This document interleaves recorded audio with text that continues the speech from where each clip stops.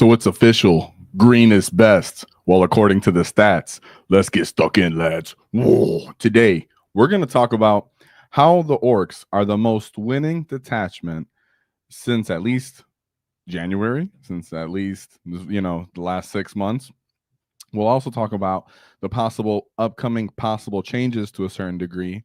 We'll discuss the consistency that Orks are showing and why we may be getting the eye of GW, upon us a little bit more than we like or that we even thought. So today, let's get stuck in with the stats and the facts, lads. So we're going to start with our boy, Meta Monday. Thank you very much to you, sir, as you are fantastic. What he had to say in summary was Orks are at a 44% win rate currently. We had 7 players over the weekend that went X and O, but that we are the most winning faction in 40K.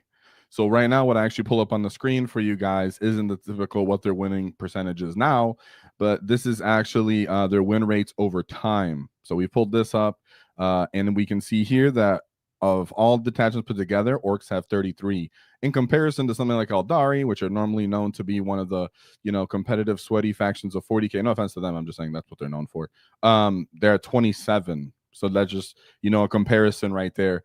But what really stands out is, more DACA in itself pulled out 12 of those in that short amount of time that we've seen. And then we had a War Horde in there. So that's why people may be a lot of the time right now, Ork players are like, well, percentage-wise, win percentage-wise, 44%. We've been sitting at 48%, whatever, fluctuating between there, which percentage-wise, it does look good all across the general 40K player base. And Orks aren't really too much of a fuss to the general players that aren't too competitive, maybe would say that play consistently, don't worry about Orks all the time. But when we do get rules and we do hit, or when really good players get a hold of a certain list archetypes, when they're at their peak, just start running people over. And we consistently seen that with Orks, and GW is kind of noticing to a degree that even when we're not at our peak, with super efficient, hyper efficient rules, that we have some sleeper combos, such as like we've seen tank busters plus shock attack guns that consistently bully up certain factions and detachments. And Orks, just to bring it to your guys, realistic expectations here, when we're looking at the data slate that is to come, there's a good chance that some like tank busters, shock attack guns are going to go up. But as we go and look through the list today, and we look at what Orks are doing good with, which is a very positive thing, we can look at some consistent things again that are being played that GW might decide, hey, those are giving you guys too much consistent outcomes, and we don't really like that. So even though we all know that we hate that as Ork players, let's see it. So all in all, we're going to cover the Orks actually having Taktikal Brigade winning. We're having a winning list finally. Whoa, shout out to them tactical gets. Then we have 2 War Horde lists that we're going to be discussing out of there. And one of those lists in particular, I felt like showed a nice glimpse of the future of what is to come possibly for Orks and some changes that we can have on what we do. But with that being said, something else we can do is give a shout out to our sponsors, the Baron of Dice. The Baron of Dice give us high quality dice. And if you want to support the channel, check out our custom dice with the WAAAGH Tactics logo. They are in the description for 5% off because nobody likes taxes. So shout out to Baron of Dice and their high quality dice and supporting the channel. And shout out to Forge Fire Gaming with their high quality competitive terrain with acrylic bases that's slotted that allows you to do efficient measuring, game placing, and overall not messing up the table. So check them out in the description as well. And thank you to our sponsors. And so we move on. So now we have our first gets list, Alex Schexnaydre. Hopefully I'm not messing up his name. With his Taktikal Brigade. So yes, we finally had Taktikal Brigade making its appearance. And some of these things are expected, but we're still happy to see it because as much as people were giving Taktikal Brigade a lot of love, it really wasn't winning events. It was either going undefeated and getting top placing once in a while, or it was hovering 4-1, right? So we'll talk about this list, and shout out to him for actually winning it, and shout out to the live chat and all you gets. Whoa, yeah, we should be excited about Orks, and it means we're the best. If GW is to keep nerfing us in some ways, you guys think, hey, this is really annoying, we hated it, it's getting tedious at this point and burdensome. And I'll agree with you on all those points because I'm a fellow org player, obviously. But isn't that kind of, the whole 40K community confessing that we're the best? And isn't that GW kind of confessing it too? So we'll take solace in that, my gits. And so that's what Alex did today. And one of the best things we have here in this Ork Codex is good old beast bosses. So today we actually see 2 beast bosses with their Beast Snagga Boy combos, making their experience once again since Index Hammer. Just a great utility of this unit is something that people can't overlook, but I can understand if you're having some frustration with them once in a while.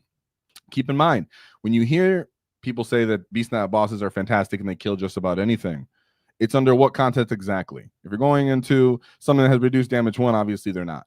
If you're going into, and you're playing something like Bully Boys, for example, would be more clear, and you don't have access to sustain, and then you go into punch into somebody and you don't hit those all hits, and you end up missing and not getting enough wounds based off the math, and only about 6 devastating wounds at that point. You're like, this guy doesn't actually wreck. Well, in this detachment, since he has access to lethal and or sustain, you can pop off a lot of combos here between even just the Snagga Boys himself, using sustain and then fishing for the hits. When I say fishing, it means sometimes people will willingly pick up some of their hits that already hit and roll them again to try to get for those critical hits, right? So whenever you hear someone fishing, that's what they typically mean. Now, I only, advise that you try to fish, in really dire circumstances, or when you're playing on crit 5s, because in that sense, it's worth it.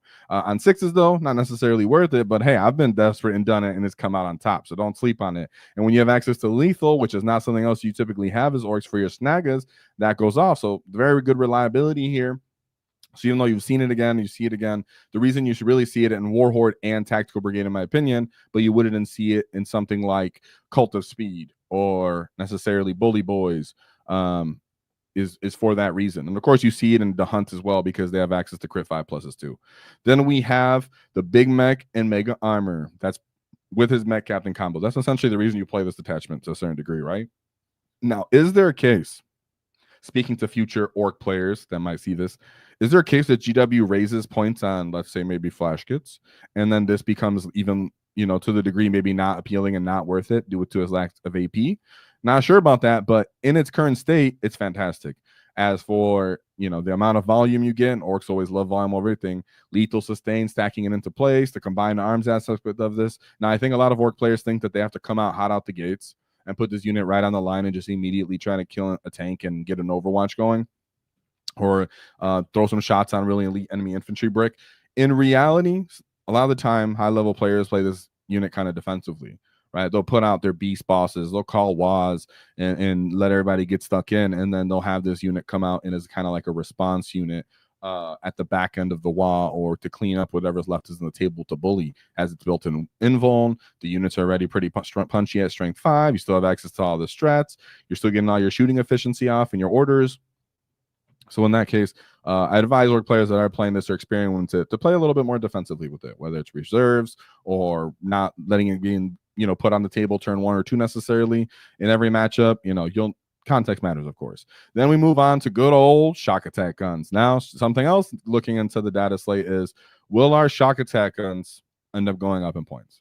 I'm inclined to think possibly. GW likes to do things in duos. They don't want to under nerf us. We're not Necrons here or Eldar. Hold on. So chances are shock attack guns are going to go up another 5 points, for example. So as we look at this list, if the points started to change, let's say next week in the future or whatever, and you're looking at this, we'll see what we can possibly eliminate to still keep this pretty now to itself. Now, of course, shock attack guns, good old reliables. Then we have 5 Trukks. Another thing that's good old reliable.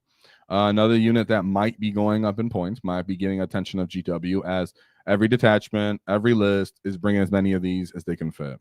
So as much as we reliably love our mobile bunkers, and GW looks at it as why you guys always playing them, well, the game, how the game state works is you really much rely on truck or transport capability for your Ork units. They're big units. They're not necessarily fast on any turns outside of the WAAAGH. They require staging. They require their full potential to get kind of damage outcomes, at least on that WAAAGH turn. And in the army itself, relying on that one turn activation really requires a lot of units to really function at their max capacity to give you that saturation of durability and bodies and OC to make it worth it even defensively on the other back end of that wall. So if you're losing assets because you don't have trucks and you're kind of meandering around the field, and let's just say you have 6, 10-man units of boys for whatever reason, because people would run 6 trucks and 10-man unit of boys and such, right? People used to run that. Let's say you were running that, but you didn't have the trucks. You just had 10-man units of boys meandering around. Those units get half potential. There's a lot of reasons orcs bring transports. People ask that a lot. Newer players, intermediate players, do I really need the trucks? There are cases and maps and layouts and terrain that you can play without transports and certain units that you can kind of get it off with, utilizing the duplicity of other units that they can use as transport capability as well. But trucks themselves are just kind of a backbone when you're playing something like this Tactical Brigade list, where you need the ability to get around the field and stage up your guns and your units and not actually get chipped down. So as much as people are tired of AI have so many trucks and why are there so many, and you're getting used to it and you're moving on to orcs, just keep in mind that this is all under the context of people who are trying to win events and play a good amount of games every week, dozens, sometimes per week and such. So if that's not you, if it's not someone who's doing the work and the research and the effort to go on 5-0 in events and necessarily just playing 40K for the fun of it, like most of us are, then you don't need to max out 5 trucks. So keep that all under context as we go into this and you want to start adding your own tools. Just know that's why trucks are so important, but it's not that you have to bring them all the time, right? That's why this get brought Mork's Cunning. Now, I absolutely love Mork's Cunning, but keep in mind when you're playing with Mork's Cunning, speaking of reserves, this shock attack gun, that's what SAG stands for. If you ever see someone write SAG as an orc player, SAG, they're talking about shock attack gun, right? Just so you guys know. So the shock attack gun having Mork's Cunning means that it cannot be in a transport during the deployment start of the game, right? Because he cannot use his redeploy ability if he's within a transport, excuse me. Therefore, he has to be on the table and then put into reserves, or for example. So we know at least one of these shock attack guns probably didn't end up in a truck. Now there's some games that maybe he didn't feel like he needed a reserve, so he did put it in a truck because he had 5.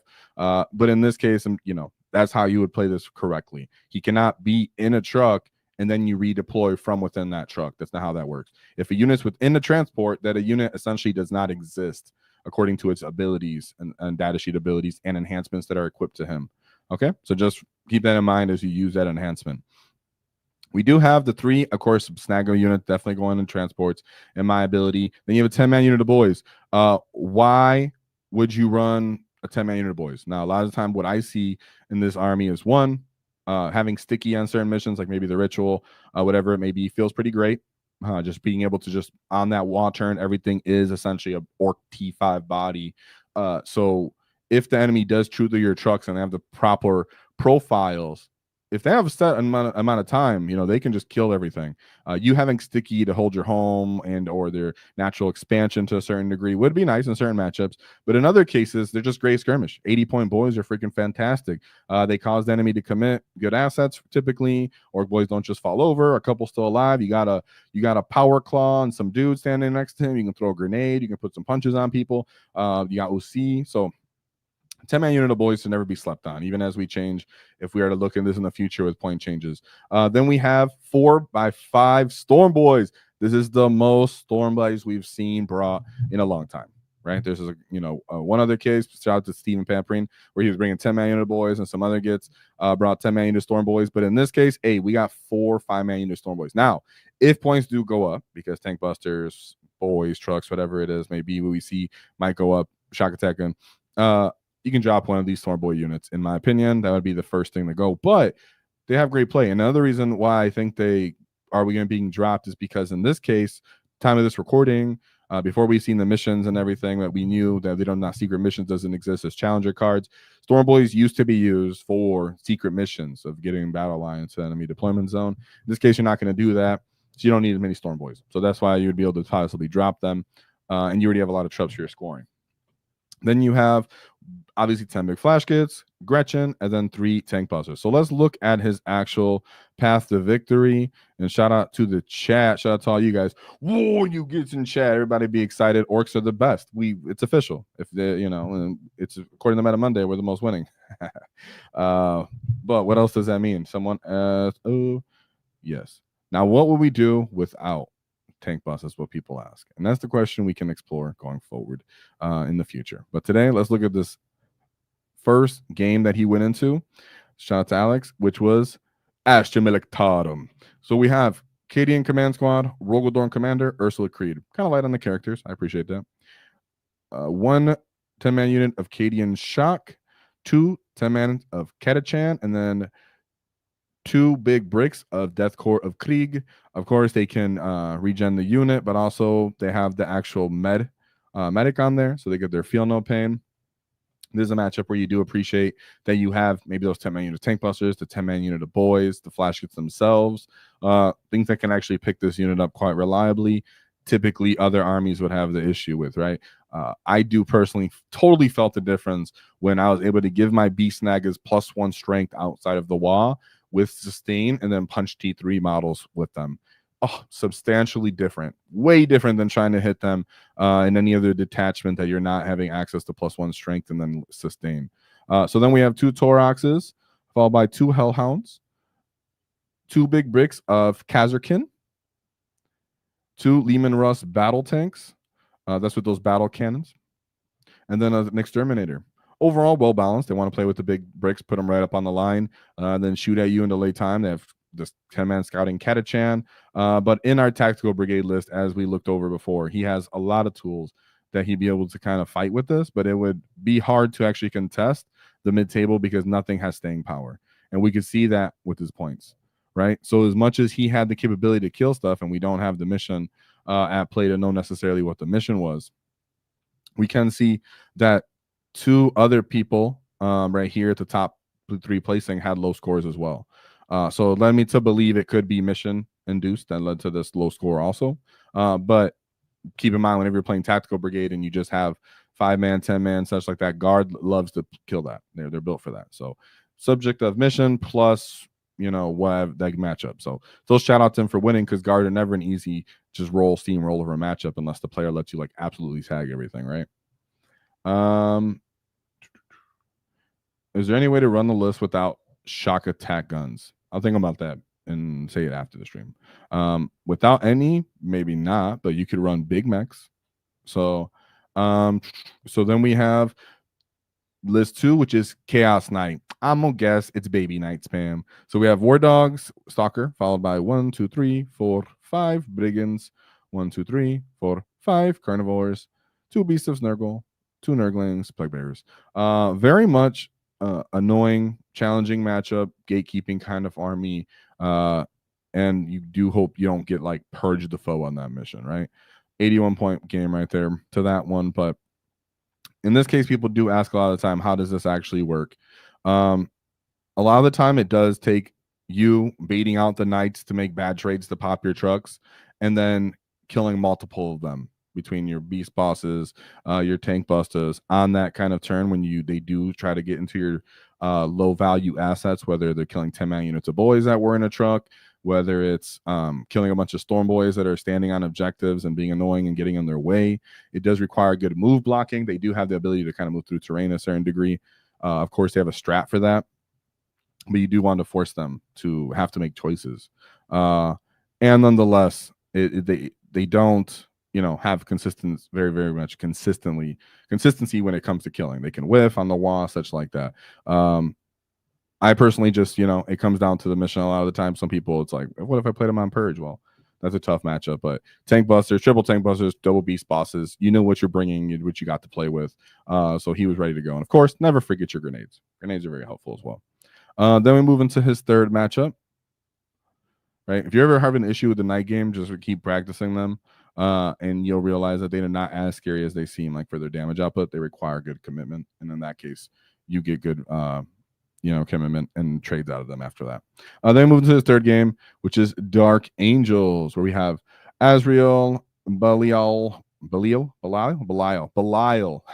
Okay. Blade Guard Ancient, Captain in Gravis Armor, Captain in Phobos Armor, and then Lionel Johnson. Yeah, I'll talk about what I expect for the Ork changes too. Ooh, and then we have okay, I like that. 2 big 10-man units of Intercessor Squad. Shout out to that kid. All right, shout out to that kid for just doing that. firepower did go up. All right, let's respect that, right? This 10-man unit stands right in front of a 10-man unit of Snagga boys. It could do some good damage, all right, respectively. It couldn't before. One minimum size unit of aggressors, minimum size unit of Blade Guard veteran, Brutalis Dreadnought, one Deathwing Knight unit, Incursor, and then Reaver. I felt like Taktikal Brigade lists have very good play, especially with redeploying into these type of armies, these Space Marine armies, in my opinion. The fact that the tank busters are so efficient, you can change your strength profiles on your melee so that you can be more efficient into them as well. Your skirmishing pieces skirmish better. You pop their tanks better. You still have good OC between your ability to give yourself more OC and fall back, shoot, and charge to have mobility around the field. Takes good amount of commitment for them to kill something like your 10-man unit of flash kits. You just have to kind of try to island these Deathwing Knights, right? Or kill them if they really put themselves in a place to get killed, like in front of a bunch of tank busters, and they try to just solo tank you. Sure, then take advantage of the player. But islanding them, letting them go for an objective you don't necessarily care about, or get a deep strike, bait them in a deep strike in like a back corner where they're not really going to get anywhere. But other than that, you have all the tools, right? 3-man unit Blade Guard veterans with character heavy aggressors. And then Lionel Johnson, he is subject to getting murked by tank busters. So then we move on to, because he got 100 points there, right? So I'm not being rude. I'm just saying he got a good score.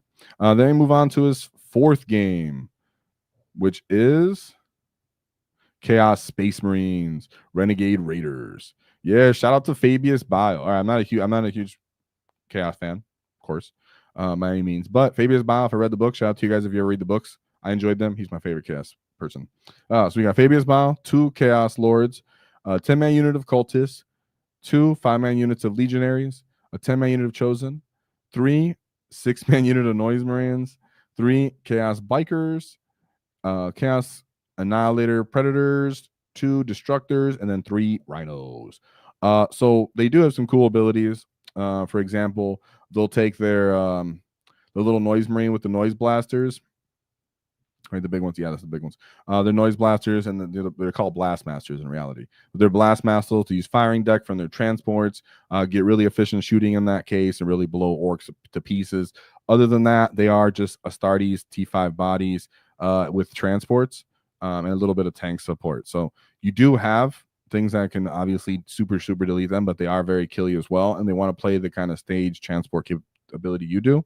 Not to mention Fabius Bio and his cool abilities to give himself a bit more toughness. He himself gets back up from the dead. So this game has a lot of ways this could really go, and you can see that's really what 69-point win. It was like a good tit for tat kind of game because they have transports, you have transports.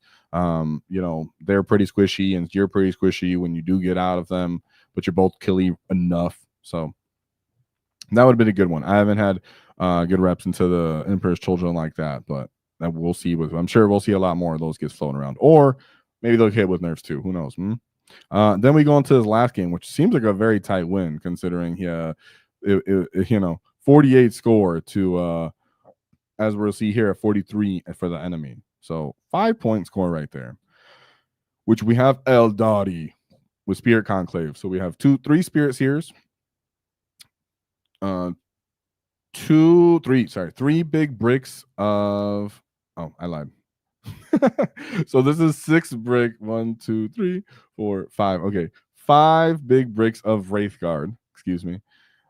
3 of those units have D Scythe, and then the other 2 have Wraith Cannons. Excuse me. I was making sure I don't want to say Wraith Lord, and then I was like, they're battle line. Duh. 3 units of Wave Serpents.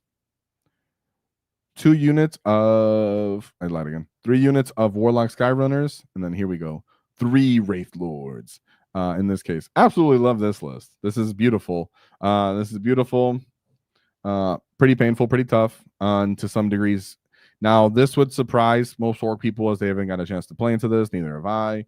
But they do have sleepier kind of capabilities and such. Wraiths are a little bit more tough to kill than you would expect. They're good, cheap, 140-point assets with -1 to wound typically. They have a little bit of speed here, staying power, Wave Serpent transport.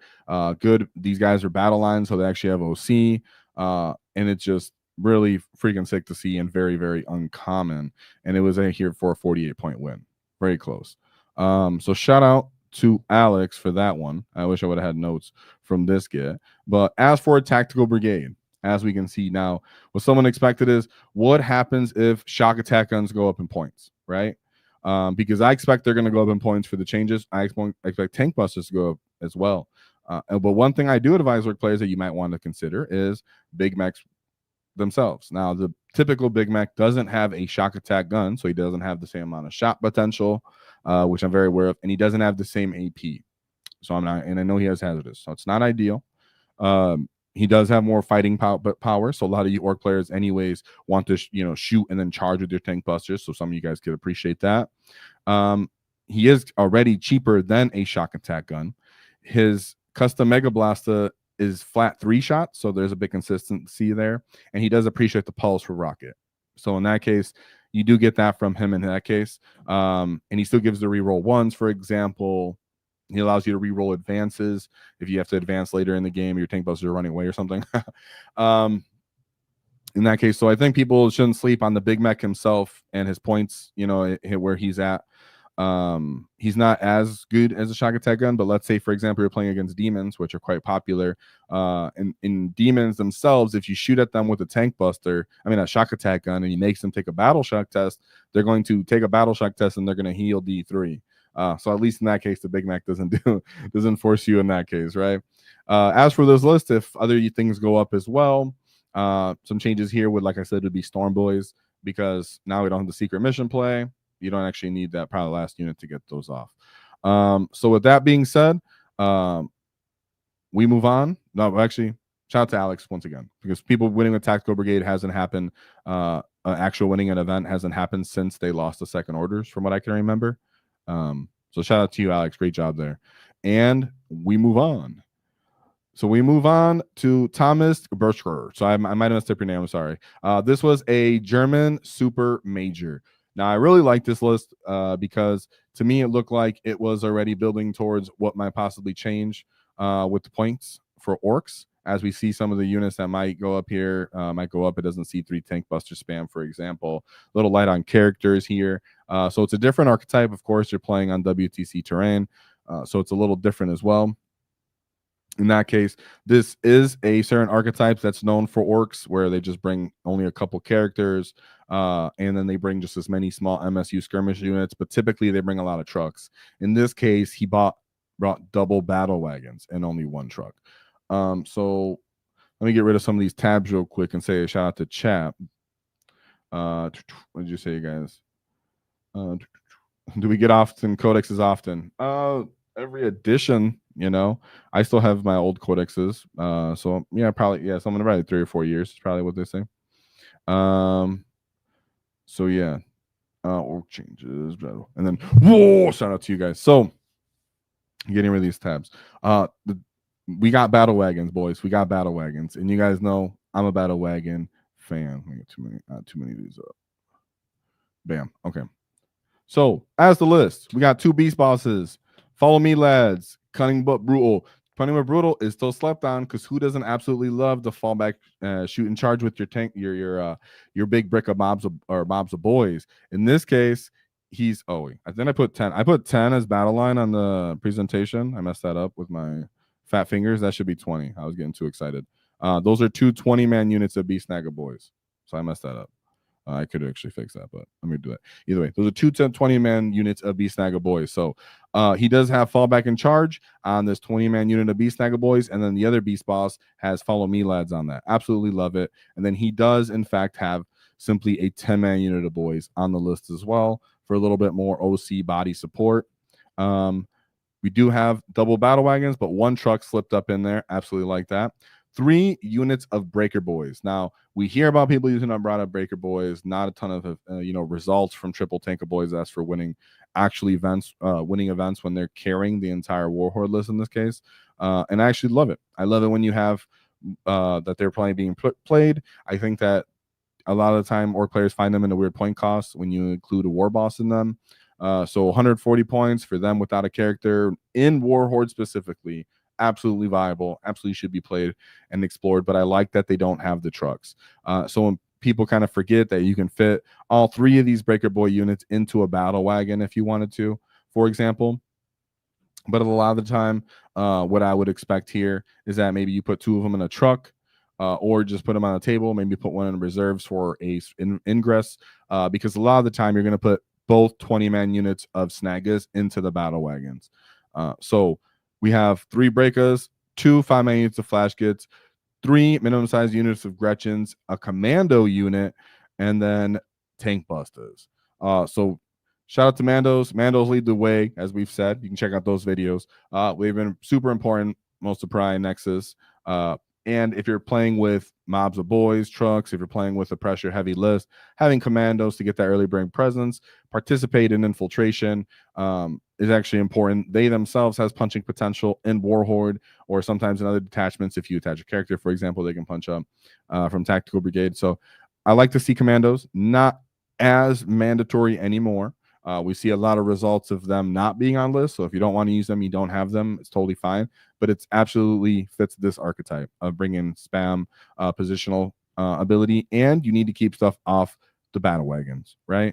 Your battle wagons are very subject to getting move blocked. They're already pretty gigantic, and in some matchups, you are going to hide at least one of them very defensively, so the enemy can't just pop and leave your boys out high and dry in the open.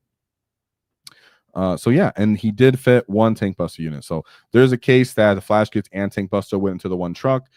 Breaker boys went into reserves or just on the table. There's a chance that maybe someone leapfrogged where they had the boys heading somewhere safely, the breaker boys inside, and then the breaker boys get out and then advance and move into locations around the table. Good flexibility here. WTC, so more staging, small pieces of terrain. If you're playing on GW, I can understand if you don't think you get around with as many pieces, you're kind of be in the open. Totally understand that, but that's why typically it's brought with trucks. But I'm really happy to see him bring in battle wagons, and I love this change from just boys to Snagga boys for a couple reasons. Boys don't really hit hard even in War Horde without gas, right? So you're like, man, that's cool that we exist here, but you kind of didn't really hit you that hard. I don't know if I want to bring them. People do bring them. I'm not saying that it doesn't happen without gas. You can, but in that case, you're like, okay, now I definitely need the war boss, and I need the pain boy because I need to feel no pain. I need the war boss to do the punching. I need the power claw punches even from the pain boy in that case. I need the Erdy syringe. So you're paying even more points for that, which is offsetting the difference from the Snaggas and just the Beast Boss. So the Snagga and Beast Boss cost is cheaper than the entire boy mob themselves, and the character and the enhancements, right? That's a very, very expensive package, which we've covered as well. That's been played with just boys. But in the future, looking at what I want to hit with and not bringing so character heavy, I really, really like that he just kept the mobs, but kept just the characters for those mobs as beast bosses, and they still allow you to punch up because they have devastating wounds. The beast bosses can tail off to fight something with the knob, and then everybody else kind of moves on to an objectives and punches all the screens and skirmishing, and then the Snagga boss himself's critical 5s through somebody. So you're getting critical 5, still the fishing potential from re-rolling the hits. You're getting strength 5 built into them, which is better than boys, so they're better into more targets. They're at least winning more things on 5s as well. So I love it. And then the fact that they're falling back, you can pay for the enhancement on that. So this list is still very much built around the big bricks of Snaggas, being able to just bang it out in the mid table, go run up on the enemy natural expansion and harass it if I fall back and charge onto it. And it has the skirmishing tech pieces of the 5-man flash kits, the 1 truck that can move positionally early in game and put pressure on the enemy alongside the commandos, the small Gretchen so that you can screen your backfield entirely, farm CP, and just throw some more OC forward. That's already a lot of OC when you consider the boys and the Snaggas on this list.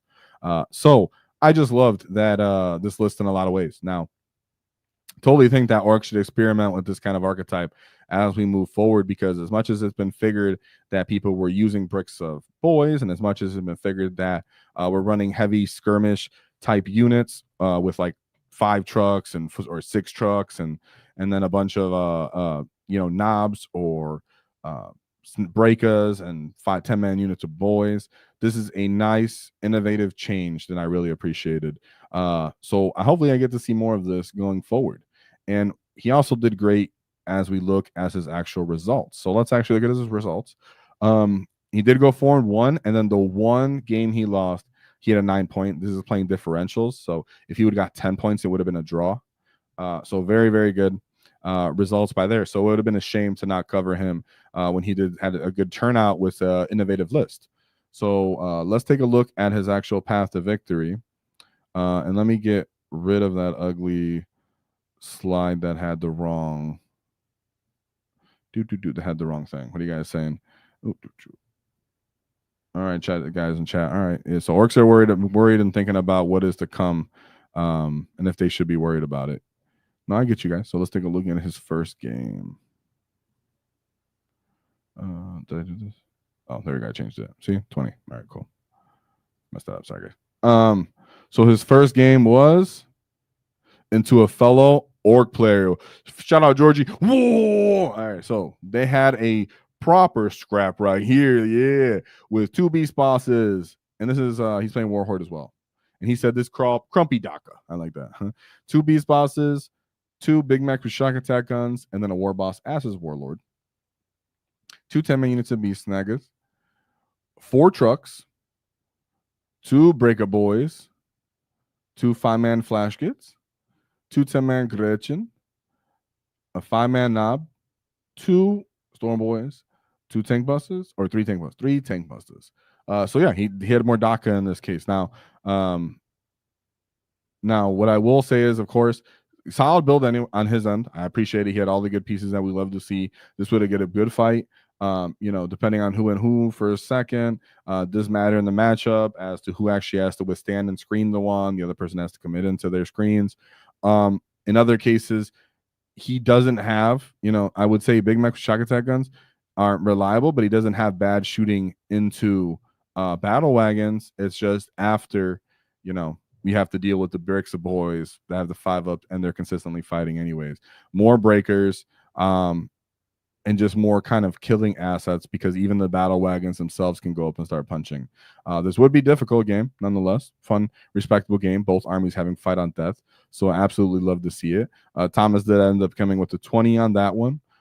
So, that can always happen, right? In a proper Ork fight, they can go swinging out on each other. And keep in mind, what I was thinking too was our Git had commandos, right? So if someone's playing, Trukk heavy list and you get commandos and you're hyper aggressive, even if you don't charge them, you can jail them and just keep all their trucks kind of dogpiled in one location. You stage up and then you run up and wah on them if you do end up going first. So that could lead a big swing as well because our Git had no infiltration, Georgie, right? Yeah, he had no infiltration either. So that's another tech piece, right? We always talk about commandos and people say they're expensive for what they do, but that's why we have at least 2 videos. Shout out to Mark Perry. We did one with him talking about them because Mandos have been important the whole time. They've been important the whole time. So then we have the second matchup, which he went into World Eaters. We have Carnian Betrayer, 3 Chaos. Which detachment was this? Berserker Warband. Okay. 3 Chaos Spawn, 2-man units. Unit of Goremongers, so that's their infiltration. A Jackal unit, and then 3 Lord of Skulls. So very killy for what they are. Pretty nice for 550. I feel like maybe Stomp should be 550. No, I'm just kidding. Now that might be too much for the world to handle, but should Stomp be 550? Tell me in chat. And then we have just the simplicity of the list is something that Corn would be happy with. We do have the capability to run up and stage up on these guys, but the combined aspect of the Lord of Skulls means that they could totally pick up a unit of Snaggas. So you can't necessarily just put the Snaggas on the line and the battle wagons and say, come kill me, because the Lord of Skulls will have the potential to pop the wagon, charge, sweep attack, and kind of really mess up those 10-man units of Snaggas. And then even when the Breaker Boys get into them, because they don't have a war boss led by them, they don't have the reliable volume and hits to like one shot of Lord of Skull. They can do it with critical bosses. It's just not, for sure. And then as for skirmishing, Chaos Spawn, 80 points. Same points as Flash Kits, 2 of these Chaos Spawn. Absolutely great fight between Flash Kits and Chaos Spawn. Roll it out a bunch of times. Chaos Spawns, healing themselves and their fighting potential does usually put them in the winning category here, but Flash Kits can set it up. So this is a great skirmish setup. A 10-man unit of boys for example, would have a hard time with Chaos Spawn. They don't have OC, but these are great units that they'll charge into you, get in your way, force in the way of your trucks, and yeah, nonetheless, they're pretty respectable. So shout out to him. He was a 15-point win there. And like that list said, he just needs 3 line of sights. He just puts 1 Lord of Skull in each location, and he's just shooting you up. So those truckless breakers and such, they're going to have a harder time getting around the field. Then we move on to his... Okay. And then we move on to his third game. Sorry, chat was distracting me, you guys. Where he goes into Astra Militarum. Combined arms again. So we have Ursula Creed, Cadian Command Squad, 2 Rogaldorns, 10-man unit of Cadian Shock, 10-man unit of Catachang Jungle Fighters, 20-man unit Death Quarter Krieg, 10-man unit of Kerzerkins, 2 of them, a Rattling Squad, so it's a little infiltrator, Hellhounds, 1 Hellhound, excuse me, 2 Demon Russ, one's a battle tank, and the other one's an exterminator, Scout Sentinel, and 2 Thorax Primes. This, as I've seen, it looks like it was pretty favorable. Favorable. I would say kind of favorable matchup in this case, just because those big bricks of 20 Snaggas going onto this Death Core Krieg brick, putting the pressure on this army.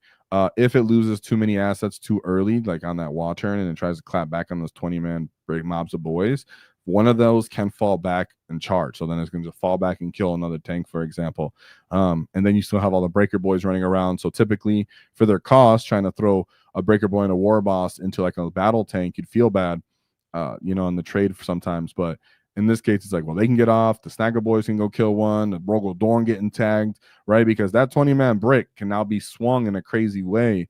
If you check out like how to use more boy mod videos and such like that, you can see that you can charge one enemy unit and just swing what we call swing the characters and the bosses into another. So even if he's screening incorrectly with the Rogaldorns with these units, he's getting tagged up and punched down. So 18-point win there. Great job by him. And then we go into his 1 loss, which was very close, which was the Grey Knights Warp Bane Task Force. So quite killy. So we have Grandmaster Nemesis Dread Knights, 3 of them, followed by 2 Strike Squads, Rhinos, 3 units of Inceptors, and then 3 more Nemesis Dread Knights and Servitors. So the case with these guys is all of them have obviously great armor saves just to start off the bat. They're all very quick with their ability to get around the field and choose their kind of activations and what they want to fight into. Their side cannons alongside their incinerators are great to mobs of boys. Great Overwatch into something like Breaker Boys. Still have Armor of Contempt. Everybody's built 2 up armor save. So your Breaker Boys, only 2 AP, would absolutely kind of have a good chance of bouncing when they want to bounce. Yeah, and it was still a great game because if your assets of being inside transports, for example, they can't let your beast bosses go into one of these Nemesis Dread Knights either. So yeah, this was a really great run by this to make it such a close game. It does performance challenges. You do have assets to kill them. He obviously was playing the mission very well. They don't necessarily just throw away 20-man unit of boys. If they commit those 20-man unit of boys, they are committing 3-4 Nemesis Dread Knights at least. Yeah, okay. Sorry, I was seeing something in chat. So very close game here. This enemy does have good killing potential, and our boy Thomas had good time staging up on him and duking it out with him. I think commandos would be kind of important in there to get into position as well. And I've had some good times where Mando bomb squigs like, yeah, chip damage I needed when I needed it. But oops, I pulled the list up on accident.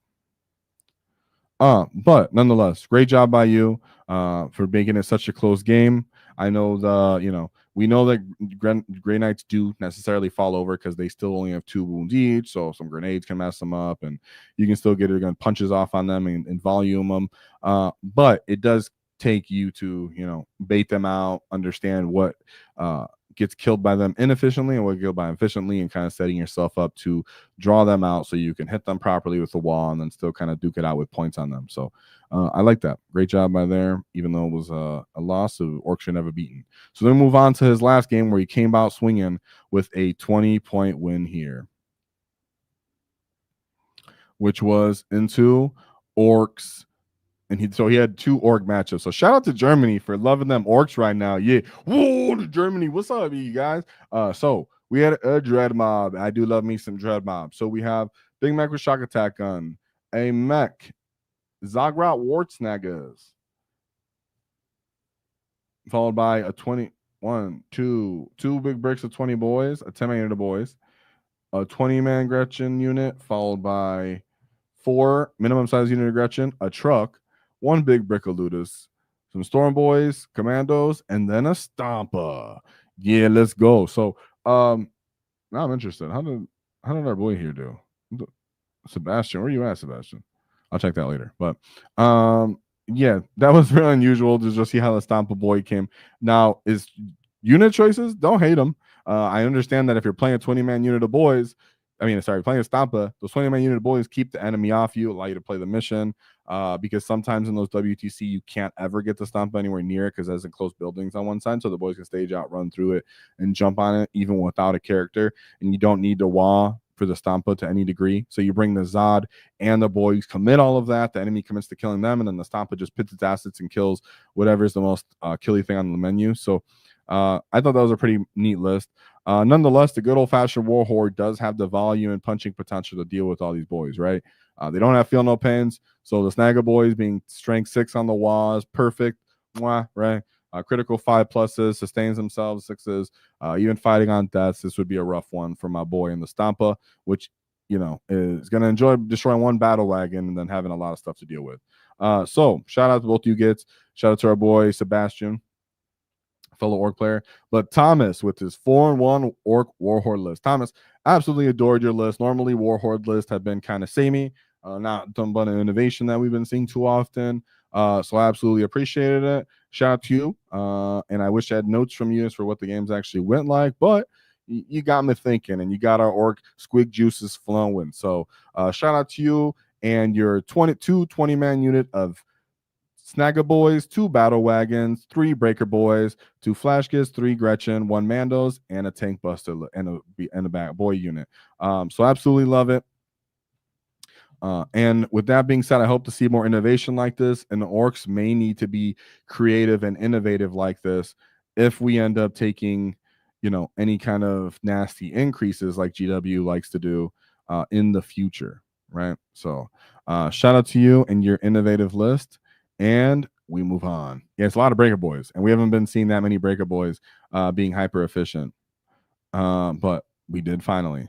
So then we move on to last but certainly not least, our boy Justin Moore. He did send me some notes so we can talk about his list. But before we do that, shout out to Andrew Stone for 10 WAAAGH memberships. Whoa! Thank you very much for that support. It's always very humbling, very generous of you. It means a lot, keeps the channel going, and it keeps us, steady strong with that WAAAGH energy. We did release another members video, so check that one out, and we'll be doing more of them.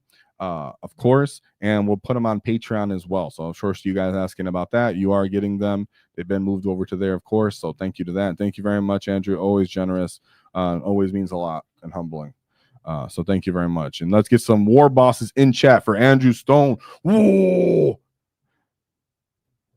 And let's get a one chat for our boy. I started looking everywhere. Our boy Justin Moore, where he brought another War Horde list. Still got some battle wagons, still got some mobs of boys, right? We're seeing the consistency here. Like we said, we're going to talk about the consistency of 20-man units of mobs of boys. Now, that is the meat and potatoes to the Ork Codex, and people overlook it all the time when they first get into Orks. So it's no shame on you if you're an Ork player and you're not into using it or you haven't been using it. But that's something else I want to stress to you here is that, as much as 40K can be played similarly to other, armies, like if you're playing a punchy Blood Angels army, or if you're punching Black Templars or Custodes, something that I used to have, or I used to play, I still have. You can find similar traits that you'll develop them. But something that those armies don't have is like 20-man units of 20-man units in general, right? Because we have Grats as well for that. So meat and potatoes here, boys. Meat and potatoes is what we're showing today. And meat and potatoes is what Andrew Stone has provided. So thank you for that. Now, let's look at what Justin's total list was. We had Beast Boss, and then we have good old Death Killer War Trike with super cyborg body. So I absolutely love that, right? We've seen that since Index Hammer. He's great to go by himself. He has 3 OC, 9 wounds, so he's the best candidate for that enhancement, followed by the War Boss and Mega Armor, for example. But he's the best candidate for it, running over to your natural expansion, throwing Oceana, and drawing out enemy to try to kill him, running to your enemies, whatever line of fire to draw them out. Not necessarily you want to be killed by them, but he is your distraction Carnifex, right? Quote unquote. Not punchy by any means, but he can take out and threaten a couple units. I think Ork players forget about him. Don't forget about him. He's totally cool to play. I played with him recently, had a good time. A Pain Boy plus a War Boss. Follow me, lads. Followed by 2 more War Bosses. So, of course, Snaggas with the Beast Boss, 20-man unit of boys with the Pain Boy and the War Boss, 3 Trukks, and then 1 Battlewagon. That is so consistent, right? How often has we seen Battlewagon plus 3 Trukks? So it does give me, good hope. I like to see that where, you don't have to necessarily spam one or the other. Nobody wants it to be the case where you have to play the same transport data sheet over and over and over again. So I like to see that we had a good mix up here. But as for how it goes, the Battlewagon, all the time, boys, what we suggest is ard case, and put the bricks, mobs, whatever you want to call them, in the Battlewagon. There are other choices you can do it. Check out our transport video, but you're going to run the Battlewagon. I'm sorry, the Battlewagon with ard case and the mobs of boys. Then you have 2 Breaker Boy units, followed by 2 Flash Kit units. So these are applicants for SWAT teams. Then you have 1 minimum size unit of Grots just to get your home objective, and then 3 units of Tank Busters without any leaders. So these guys, of course, are also candidates for SWAT teams. People like to use them in trucks for firing deck and then put one of your Breaker Boys into reserve for a rapid ingress. That's totally fine too. So there's good options, good flexibility here. Sometimes you want to keep Breaker Boys or Tank Busters on the field. Your Breaker Boys can still throw a bomb squig out of line of sight. Your Tank Busters cannot. So there are reasons, and plays in each different one.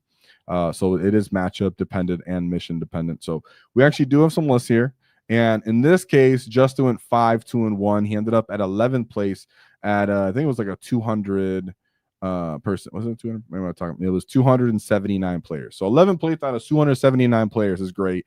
Going 8 games is freaking heavy, awesome, fantastic. So the notes weren't too extensive because Justin's like, oh, I don't want to say every single detail. I'm like, yeah, we can't get through that anyways, but we do have the details that mattered according to that gift. So thank you very much, Justin, for the notes as we go through this.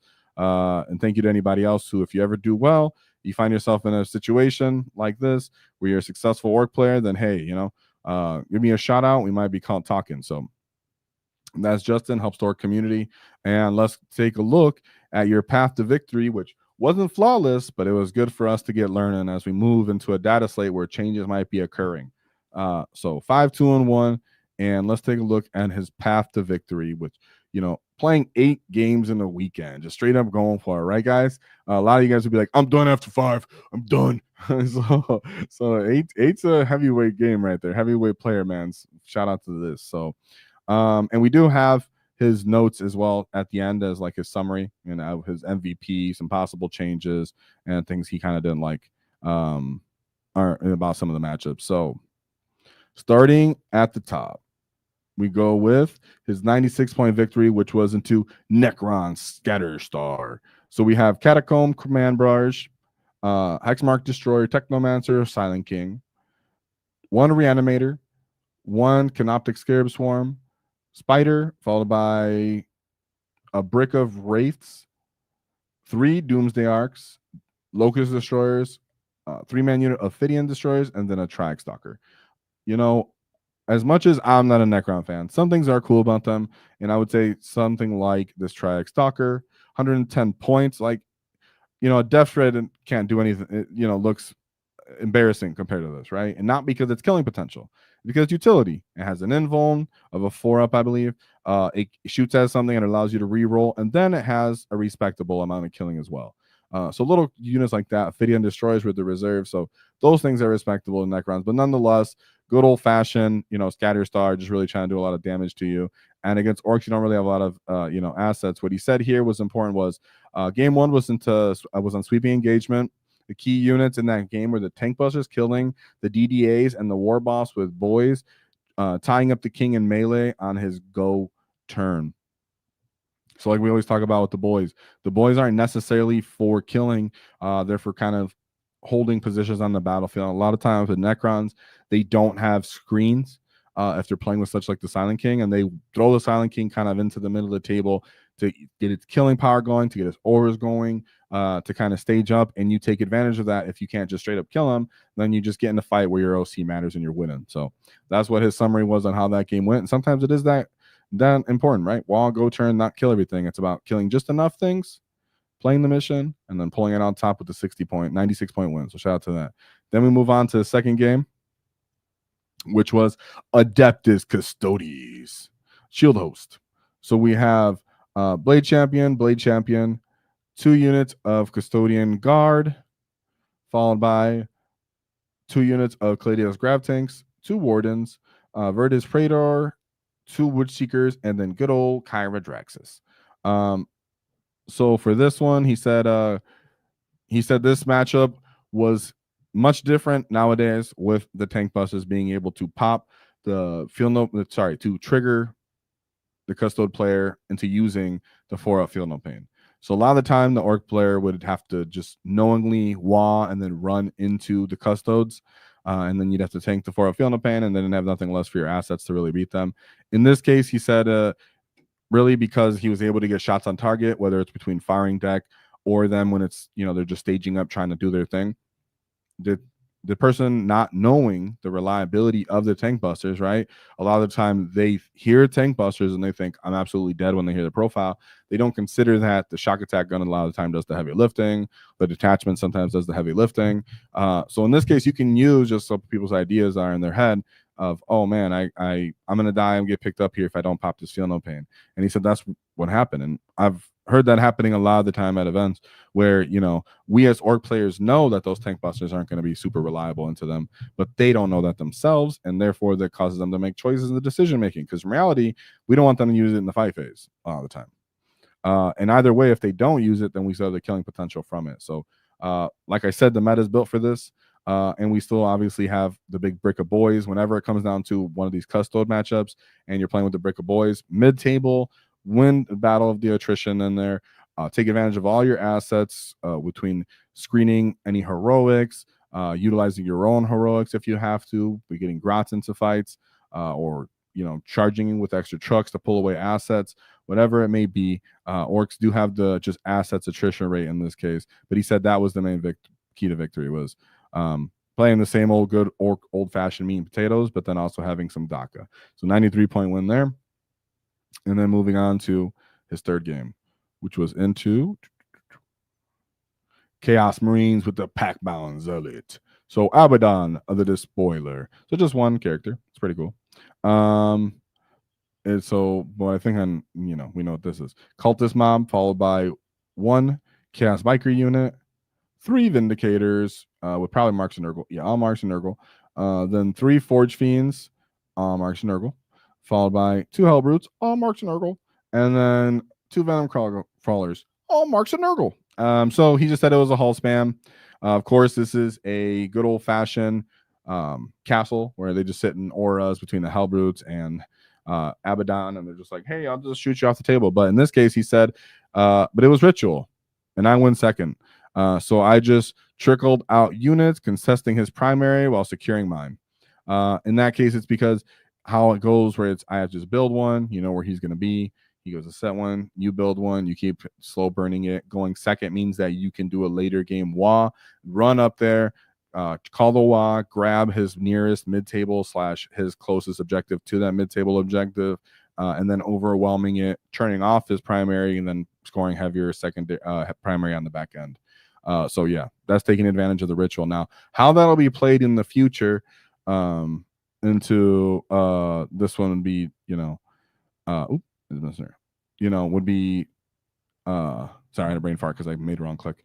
How we play this in the future with the ritual change, where now it has an objective, people aren't building it. It could change the tempo and pace of it, but it should pretty much work in a similar manner. Then we move on to his fourth game. Now, his fourth game is where he took his loss. And this was into Death Guard. So as for his notes there, we'll talk about the notes there and more at the end. I think I'll talk more about that one, about Death Guard summary. But just to start off, we'll look at the Death Guard list.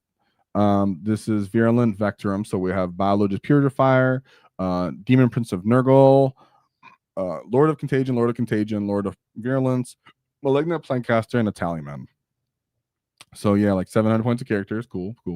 1 brick of Plague Marines, Chaos Rhino, Chaos Spawn, 3 minimum size unit of Death Shroud Terminators, 3 floated Bloatstone with bloat launchers, Mephitic Blight Hauler, and then 2 10 unit Boxwalkers. A lot of the time, because of all these characters, very reliable killing potential between rerolls, critical 5+, you have lethals, yada yada. They're in a place right now, where they're going to fight first. They have good overwatches, where it's a very, very rough matchup for orcs or any kind of melee army. So he said it was extremely hard matchup. It basically comes down to having more pieces than we do. Better overwatch, 6-inching the rapid ingress to Terminators is pretty annoying. -1 to hit, that's easy to apply. -1 damage, and then everything is really cheap and really tough. But he did say that it wasn't just a dog pile. He said it was a close game, but he did end up losing that one by 65-point loss. Now, we'll discuss his opinion on Death Guard a little bit more, but we will say that we're going to most likely, at the time of recording, do a video with Mark Perry, where we'll be discussing the new codexes that are coming out. He's a big Chaos fan, so I'm sure you have a lot of good things to say that related to the Orks as well. But Death Guard is on the menu. We'll see if they get hit with, nerf increases or whatever. It's pretty early out, so GW probably won't do a hotfix unless they ruin the world.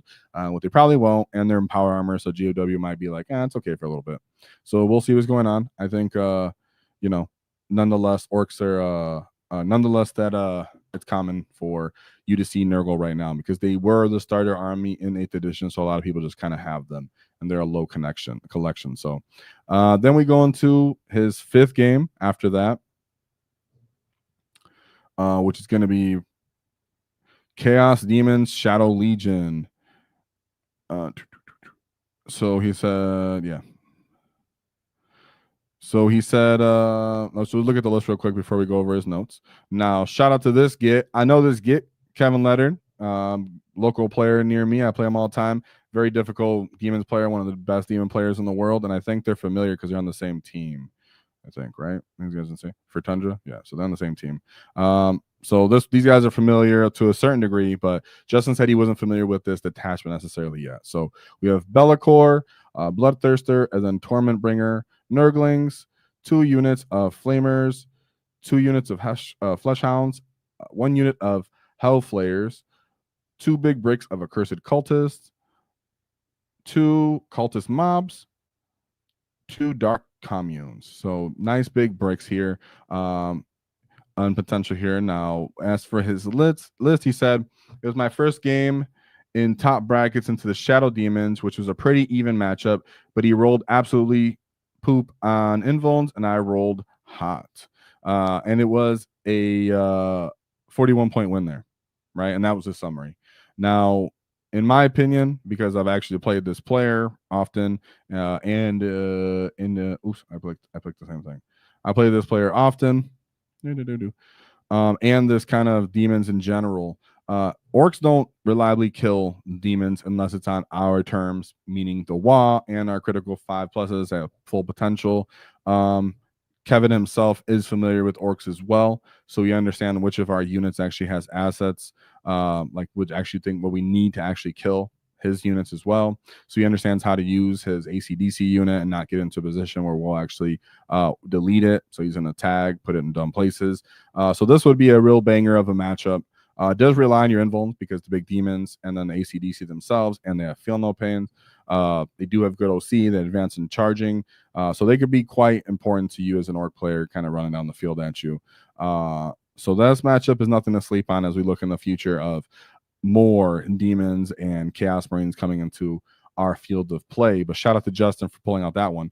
Low scoring game there, 41 points. Wow. And then we move into his 6th game, which is where he took another loss, which was where he had to play the same Death Guard player because he was in the top bracket.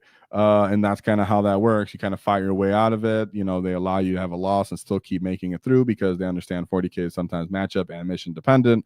In this case, he got the same matchup again, which he said, I was same exact player that I played before.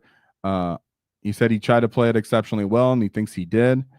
But he said, honestly, it was just really undercosted, and he had a really hard time dealing with the capability of its killing and how much assets he kind of needed to invest into killing them. So it was a 54-point win there. Lost, excuse me, to, was that guy over here? So yeah, hard. Yeah. So then we move on to, shout out to Death Guard. We'll see what happens to them if they end up getting hit. Then we move on to his 7th game. Sorry, I lose count. So many games. 7th game, which was moving to it, which was baby War Dog spam. Hey, so War Dog stalkers with probably like 6 brigands with probably like 5 carnivores. Oh, look at me, I'm a master of chaos. So then he said it was pretty much came down to, it was his go turn. Absolutely nailed it. He was in place with all his Chaos Knights, kind of just playing on the objectives. He was able to just kill everything as he needed to. Tank busters a little bit of damage. Everybody kind of went off. Boom, 91 point win there. And then last game was a draw, which was into Gene Stealer Cult. So we have the notes for that. He said it was, we have a Benefactus, whatever his name is, Jackal Alphas, Patriarch, 2 Primus, a Reductus Saboteur, and a Sanctus. 1, 2 bricks of hybrids, followed by a big brick of neophyte hybrids. 2 of them. And then it's small 10-man unit of hybrids. A single Ridge Runner, followed by 2 twin Ridge Runners in a unit. 2 bricks of Adelan Jackals, and then a brick of Pure Strains and a 5-man unit of Pure Strains. Gotta love that. What is that? I'm sure he has a Pure Strain, right? Patriarch? Is that what he's called? Yeah, my boy. They get dev wounds and early game advance and scouting and charging up on you. Good pressure. But he said into this game, it was into GSC host. But he said they ended up timing out and they ended up calling it a draw. He said that he felt like he was in a position to win that, which he does come out to that, where, when you're playing GSC, they want to die for bodies. Whenever you're playing to GSC, guys, whatever level experience you are, familiar with them or not, whatever you are to fill or 40K, be aggressive. They're trying to trade bodies for points. Them and Tyranids, for example. You got to get on them. You got to start killing assets away. Playing for points at the same time, understanding that they're trying to do the same thing we typically do, but we're better at killing than they are in this case. Therefore, we are making, and they're a little cheaper and dumb assets. So in that case, they're playing more of point scoring case. So good, aggressive play goes a long way here. But sometimes, running out of time is a factor. And you've played so many rounds. So for both of you guys, you can see right here, he got 10th. Justin got 11th. So understanding you guys are near the end. Bunch of hard matchups. So shout out to both you gets. Shout out to Justin for sending me the notes and how he felt about his War Horde list, which to me has a nice amount of bread and butter units, meat and potatoes, whatever you want to call it, between the Snagga boys, the Beast Snagga boys, the big brick of boys, the Battlewagon, the trucks, and then tank busters with the combined assets. But as for what he has to say for some of his notes, he said Death Guard is pretty much super rough because of its trading and its ability to just kill anything. He's the fact that the Demon Princes can kind of just go stand on objectives, and then he can just throw out dumb Poxwalker units and drones. It's pretty effective. Sending in Breaker Boys, their -1 damage is pretty rough on them. Not to mention they could probably be -1 to hit too. So in that case, not to mention the Plague Marines. So yeah, he said the biggest thing he thinks this list needs is Yeah, sorry, I'm his notes got a little jumbled. He said the biggest thing he thinks this list needs is commandos to stop stuff like poxwalkers or whatever it is. And he says in regards to his draw on the GSC players, he said he should have drawn, he should have deployed the Battlewagon a little further. He underestimated how many mortal wounds the bikes could do, and he ended up pretty much throwing a bunch of mines onto the Battlewagon, and then those GST bricks that we talked about made a charge onto it and then popped the Battlewagon as well. So like we always talk about, when you're playing the big bricks of boys, can't let the wagon get touched, can't let it be interacted with necessarily, because it has to deliver its assets on your actual go turn, and if it's too far back or the enemy's chosen where it's engaging with it, then you're possibly not taking advantage of what the mob really wants to do, which is to fight on an objective. So even though, yeah, you can fall out of the brick, you can fall out of the Battlewagon, that Gene Stealer brick that you have to now punch and kill, you might just be stuck in play fighting out with them and not an objective, and that loses you points and assets. So be aggressive, but not overly aggressive, if with being parking lotted. So in that case, if we see changes here, something like tank busters can go and commandos can go in, and this list, boom, automatically becomes somewhat to a certain degree better. And like we said, if you want to figure out how to use commandos, we have 2 videos on them, just a general conversation with Mark Perry, and then we have how to use commandos 101 to get a general understanding of how you play with infiltrate and why they're so important to an orc list. And can play into great wins or play into your losses greatly. So shout out to Justin Moore and his great run, and for the notes, whoa, for them tactics, and shout out to Tooth Snatcher. So as for that, let's see what is going on with this chat with you gets. Get into a hyper there. Our boy right here, Hydra Painting, he took Bully Boys win 4-2. Hey, shout out to that. Join the Discord, have a chat, dude. Guys would love hearing that. I'd love to hear about that. That's fantastic. Great job by you, Gip. Fantastic. Love it. Yeah, Bully Boys is awesome. Then we have Boys was the only unit I was comfortable painting with. Yeah, I get that. As for how orc players feel about what is to come, now I'll do a video on Friday to fully break down like my expectations as to what I think is going to happen, some rumors we've been hearing around, as well as how orcs can kind of adjust into it, and overall how the meta might look between the new codexes coming out and the mission changes, and I guess challenger cards is to a certain degree. As for orcs, we seem to be under the radar, but you never know with GW.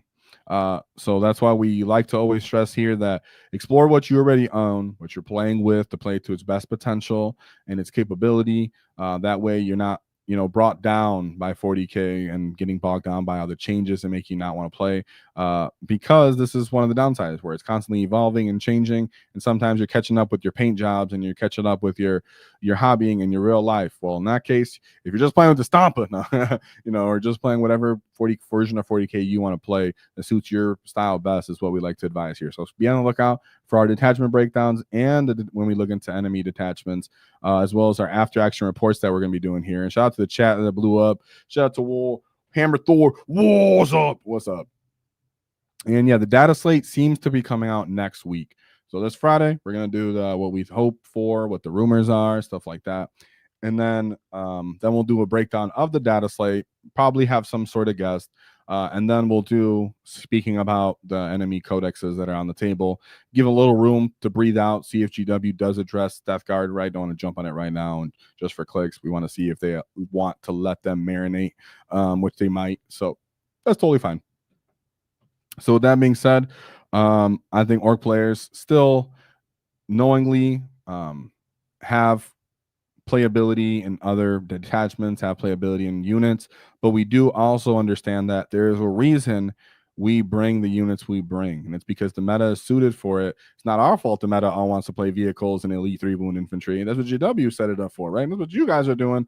We're just taking the one unit we have in tool for that. It just happens to be very efficient when you put it alongside the other tools we have for that. So in one case, I'm totally in with it, with orc players being like, okay, well, they're on every list in 3s, and we don't need to see it all the time. But in that other case, we don't want them to be nerfed to the ground because, then they don't have any playability and we lose a tool. So in that case, that's why, I advise looking at Big Macs or just playing them on their own, like we've seen in War Horde, where they don't even take a shock attack gun. So even if you hear rumors, or even if they happen or not, because like people are saying, rumors are just rumors until the release.